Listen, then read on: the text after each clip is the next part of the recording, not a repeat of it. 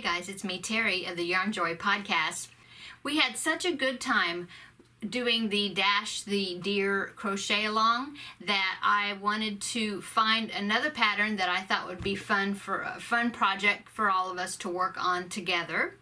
And I found a pattern. This is something I had made a few years ago, and it's a fun pattern, and it's a great scrap yarn project, which is awesome because I know that we all have balls of leftover yarn that we are always looking for something to do with them.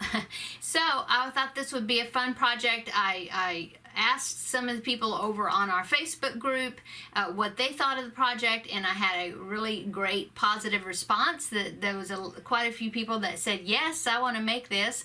And so I thought, since this is a new month, that for the month of August we would work on this project together.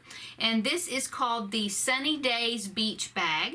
Now, you don't have to make it out of cotton to make it a beach bag. You can, with us being crafters, we are always looking for project bags or tote bags of any sort. And so I'm going to be using acrylic yarn because that's what I have the most leftover yarn of. And so now I'll pop in a picture right here of the bag that I made using this pattern a few years ago. Before I even started making YouTube videos. So here is the one that I made.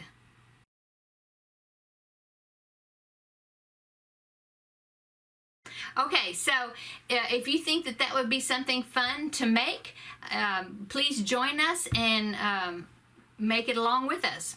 Okay, so I will put in the description box below where you can download this pattern. It is a free pattern, okay? And like I said, the name of the pattern is called, I'm reading it off my notes here, the Sunny Days Beach Bag, and the creator is Anna Boo's House.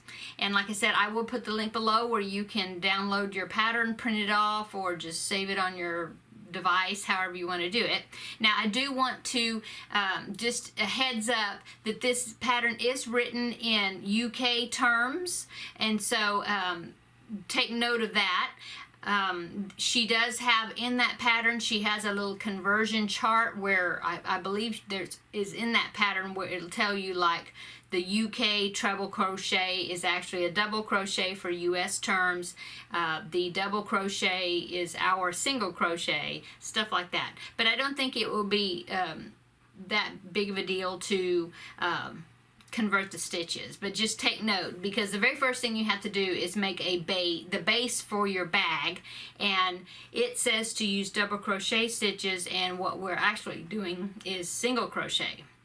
Okay, so besides the yarn that you need, then if you want to line the bag, then it makes a pretty good size bag, so you may want to have some fabric, maybe the equivalent of 2 fat quarters, if you're familiar with fabric terms, for your lining, okay? And some I used interfacing on mine, the one that I made, just to give it a little bit more body, although it being made with yarn, it is pretty sturdy in itself. Okay, and so if you're worried about lining the bag, there's instructions at the end of the pattern where she shows how she lined her bag. And what I will do is I will make a video when I finish my bag and get to where I'm going to be lining it. I will make a video showing how I'm going to be lining the bag, because I think the way I do it is a little bit different from the way she was doing it, I think. But anyway, so like I said, I will do a video showing you how I'm going to be doing mine. Okay, and so for the straps, you can either crochet straps or make fabric ones with your lining material that you're going to be using, or what I will probably do is use the same straps that I used when I made the llama bag and the flamingo bag, those bags, and so I will show you those when it gets closer to time to be doing that. So to get started on your bag, I went ahead and got started on mine just to see if I could, if there was any tips or anything besides telling you to be careful about the instructions, that you need to convert it to U.S. terms. The first thing you have to do is the base of the bag, and I went ahead and did that because I want to measure it before I start on the body part of the bag. So I'm just showing you, here is the base of the bag. This is the most boring part of the pattern, I think, because you have to do 25 rows of just single crochet back and forth, back and forth. And it does say in her instructions, she does say to chain 60, and then she says chain 1 and turn. And so just the way I did it is, I mean, it's the same thing, but I just changed 61 and then I start single crocheting back. So you want to end up with 60 single crochets across, okay? And then, so this is the 25 rows, and then 26, you're going to go around the whole entire thing one time to in preparation of building your bag up. Okay, so I did my base just because I wanted to measure it, because when I do the liner, I like to have a bottom part of my bag and then the sides up, so that way it will have some width to it. I don't know if it makes sense. But anyway, just when you get to this point, measure your piece, okay? So mine is 6 inches by 15.5 inches. And so that way, when I'm gonna cut out my pieces for my lining, the floor part of it, I know I need a piece that's gonna be 6 inches by 15.5, but I need to add a little bit for the seam allowances. And I will show you all that when we are in the lining part of our project. Okay, so I think that is it. I'm anxious to see what colors and things that you're going to be using.